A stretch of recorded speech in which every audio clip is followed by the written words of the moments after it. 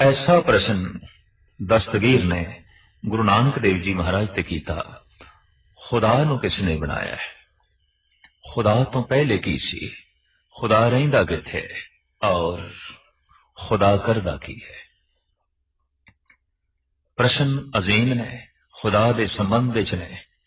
गुरु नानक देव जी महाराज ने दस्तगीर नूं आख्या भी मैं सुनिया तेरे कदमां विच लोकी रूमी मोती निछावर करदे ने, सोने दियां मोहरां निछावर करदे ने, ते मैं देखना चाहना उन्हां मोतियां नूं, लिया थोड़े। दस्तगीर दे मन विच एकदम ख्याल आया भी सवालां दा जवाब ते दिता नहीं, मुआवजा पहले ही हिंदी फकीर मनन लग पे। साहिब श्री गुरु नानक देव जी महाराज नूं अज भी इराक दे इलाके च हिंदी फकीर करके कहंदे ने, हिंदी औलिया करके कहंदे ने। और उत्थे जो साहिबां दा अस्थान है उत्थे भी साफ लिखा है हिंदी औलिया हजरत बाबा नानक।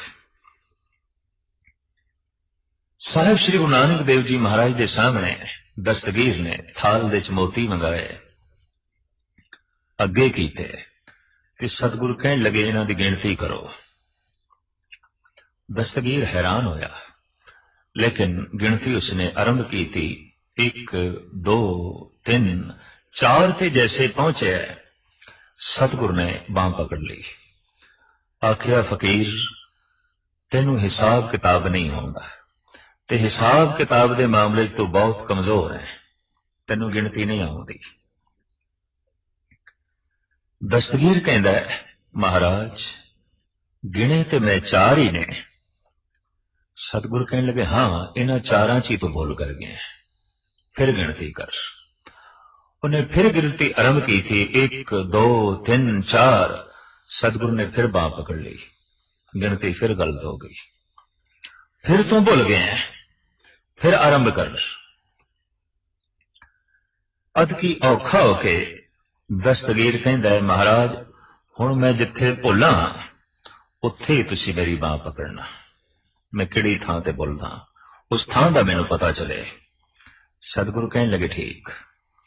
जैसे दस्तगीर ने गिनती आरंभ की थी 1, इत्थे ही सतगुरु ने पकड़िया, आख्या नहीं गिनती 1 तो पहले आरंभ कर। 1 तो क्यों आरंभ करता है? गिनती 1 तो पहले शुरू कर, 1 तो क्यों शुरू करता है? तो दस्तगीर कहने लगा महाराज ये तो हैरानगी की गल, ऐसे किस तरह हो सकता है? 1 तो पहले तो कुछ भी नहीं है, गिनती थे 1 तो ही आरंभ करनी पड़ेगी। तो गुरु नानक देव जी महाराज कह लगे खुदा तो पहले कुछ भी नहीं, सारे पसारे दी होंद खुदा तो ही शुरू होती है। खुदा मूल है, एका मूल है। इस वास्ते गुरु नानक दा कलाम 1 तो शुरू होंदा है। गुरु ग्रंथ साहब जी महाराज दा पहला अक्षर 1 है, ते गुरु ग्रंथ साहब जी महाराज दी सारी बाणी उस 1 दी परिक्रमा करदी है जो गुरु ग्रंथ साहब जी महाराज दे मूल दे है। गुरु ग्रंथ साहब दी बाणी 1 ओंकार 1 तो शुरू होंदी है, 1 तो आरंभ होंदी है। ये 1 जगत दा मूल है, ये 1 जगत दी बुनियाद है। दस्तगीर नूं तसल्ली हुई, मन नूं ढारस मिली, किसी अनुभवी पुरुष और रंगी हुई आत्मा तो सवालों का जवाब मिलिया, ते सवालों का बोझ हिरदे तो उतरिया। दूजा सवाल अगों रख दिता, महाराज ऐसा जिहड़ा खुदा है जो जगत दा मूल है, संसार दा मूल है, रहिंदा किथे? किथे तलाश करिए? क्योंकि इस्लामी जगत विच आम कल्पना है कि वह 7वें आसमान ते है, और सारे देश दे भी मुख्तलिफ इस संबंध विच रावां ने। सतगुरु कहने लगे अति तू दुध दा भरिया होया 1 जाम मंगा, तो कटोरा दुध दा भरिया होया आ गया। सतगुरु गौर नाल वेखदे ने ते कहंदे फकीर साईं इस दे च कुछ है। घबरा गए दस्तगीर, ऐसा तो नहीं मेरे खलीफिया ने मेरे चेलिया ने कुछ विचे पा दिता होवे।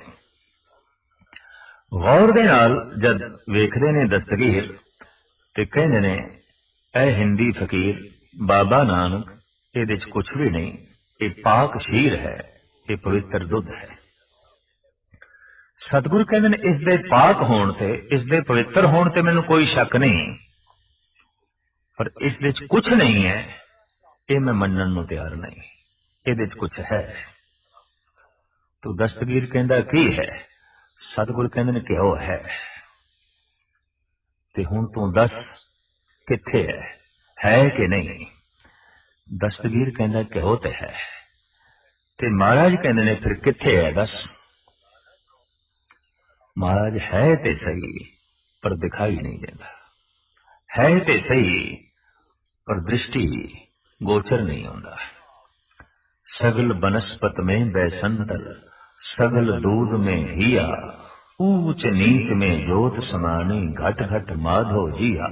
जिवें दुध दे जर्रे जर्रे दे कण कण विच घिओ है, जगत दे जर्रे जर्रे विच वो प्रभु आप है, वो करता पुरख आप है। जितनी उसकी बनतर है, जितनी उसकी कृत है, वो सारी कृत दे आप बैठा हुआ है। फिर दस्तगीर ने प्रश्न किया, महाराज ऐसा जुड़ा परमात्मा इतना शक्तिशाली, वो करदा की है, उदा धंधा की है, उदा कम की है? आखिर शक्ति दा वेग, शक्ति दा कम है कुछ करना, उदा धंधा की है? आखिर उसकी कोई कृत भी होगी, आखिर उसका कोई धंधा भी होगा, सारियां विच बैठ के वो की करता है? सतगुरु कहने ने, दस्तगीर तेरे सवाल बहुत सारे ने, ते तू ऐसे सवाल करता जाएगा, मैं जवाब देंदा जावांगा, पर मैं हुण सोचदा पिया तू खुदा दी तौहीन कर रहे हैं। क्योंकि खुदा दा रूप होंदा है, खुदा दा ज्ञान, खुदा दी असली तस्वीर होंदी है, उसदी विचार, ते तू उसदे विचारां दी, तू उसदे ज्ञान दी तौहीन कर रहे हैं। क्योंकि तू खुद सिंहासन ते बैठा है ते मेरे कोल विचार सुन रहे हैं, मैं थल्ले खड़ा। दस्तगीर दा मन काफी पिघल चुकिया सी, कहने लगा फिर महाराज मैं की करा? सतगुरु कहने लगे फिर तू ओही कर जो कुछ तेनों करना चाहिए, तू थल्ले आके बैठ, मैं सिंहासन ते बैठांगा और सिंहासन ते बैठ के मैं तेनों सवालों का जवाब देंगा, जो नियम है, जो विधान है। दस्तगीर ने सोचा सौदा सस्ता ही है, एकदम थल्ले आन बैठा और सतगुरु सिंहासन ते जा बैठे। बैठते ही आप ते विस्मात तारी हो गया, आप हलूल कर गए, आप समाधि लीन हो गए। थल्ले बैठा दस्तगीर कहंदा है, महाराज छेती दसो खुदा करदा की है?